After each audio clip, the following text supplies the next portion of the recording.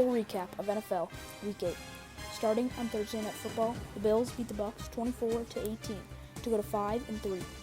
Buffalo started the game hot as they were up 10-0 early in the second quarter. Josh Allen ends up with 324 yards passing along with 2 touchdowns. The Bills got in the red zone 4 times but only got touchdowns on 2 of those. The Bills end up with 427 total yards, 125 more than the Bucs. Baker Mayfield throws for 237 yards and Tampa Bay goes to 3-4.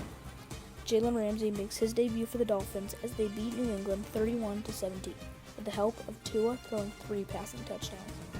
Tyreek Hill continues his historic start to the season with 112 yards, pushing him past 1,000 for the season. He's on pace for over 2,100 yards for the year. Miami dominated this game as they had 22 more plays on the same amount of drives and 11 more minutes of time of possession.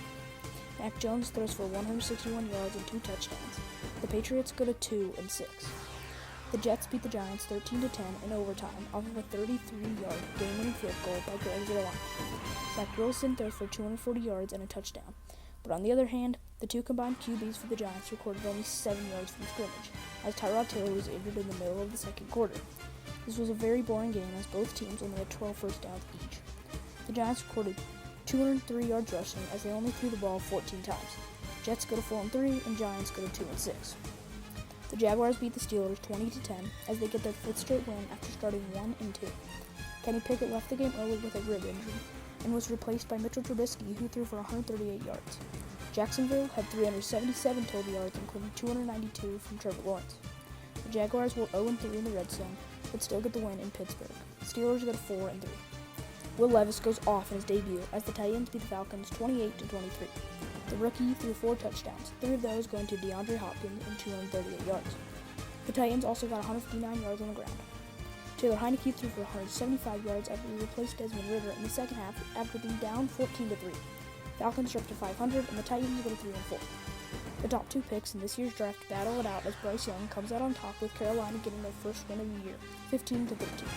Bryce Young throws for 235 yards and a touchdown with 0 picks. Houston was 2 for 2 from the red zone, but still are beat despite Carolina being 1 for 4 in that same area. C.J. Stroud had 1 rushing touchdown along with 140 yards through the air. Texans go to 3-4. The Cowboys destroy the Rams 43-20, led by the 4 passing touchdowns of Dak Prescott to go to 5-2. The Cowboys continue to dominate on defense as they hold the Rams to 280 yards and only 15 first downs. Deron Bland has another pick 6, his 3rd of the year. The Rams had a horrible game offensively despite scoring 20 points, as they had 188 yards passing and no receiver or runner with over 60 yards. Rams go to 3-5. The Vikings beat the Packers 24-10 for their 3rd straight win. Kirk Cousins threw for 2 touchdowns before tearing his Achilles early in the 4th quarter. Jaron Hall replaced him. The Packers suffer their 4th straight loss, and Jordan Love and the Packers offense continues to struggle scoring points. The Saints beat the Colts 38-27 as Rashid Shaheed goes off with 153 yards and a touchdown, his first career game with over 100 receiving yards. The Saints end up with 511 total yards and go 3 for 4 in the red zone. Gardner Minshew throws for 213 yards and 2 touchdowns, but it's not enough as they drop to 3-5. The Eagles come back down from 14-3 early in the second quarter to beat the Commanders 38-31. Jalen Hurts throws 4 touchdowns, 2 of those going to A.J. Brown, as he has yet another amazing game and becomes the first player in NFL history with 6 straight games over 125 yards. Sam Howell throws 4 touchdowns as the Commanders had more passing and rushing yards, but they still failed to win, and the Eagles go to 7-1. The Seahawks beat the Browns 24-20 with a game-winning touchdown to Jackson Smith-Njigba to win the game with 38 seconds left. Deshaun Watson did not play in this game as he has a shoulder injury. P.J. Walker threw 248 yards as his replacement. Cleveland had 13 more minutes of possession, but that doesn't stop Geno Smith from throwing 254 yards. Seattle goes to 5-2. Gus Edwards goes off for 3 touchdowns as the Ravens beat the Cardinals 31-24 to go to 6-2. Lamar Jackson throws for 107 yards and a touchdown, and Josh Dobbs throws 2 touchdowns with 208 yards in his last game in Arizona. The Cardinals end up with more total yards, but it's not enough, and Arizona drops to 1-7. The Bengals beat the 49ers 31-17, led by the 3 touchdown passes of Joe Burrow to force the 49ers into their 3rd straight loss. Jamar Chase had 10 receptions for 100 yards and a touchdown. Brock Purdy throws 2 interceptions for the 2nd straight game, and the 49ers continue their cold streak, even though they had 60 more yards and 6 less plays in this game. Bengals go to 4-3. The Broncos beat the Chiefs for the first time since 2015, 24-9, for their second straight win. The Chiefs were the only team this week without a touchdown.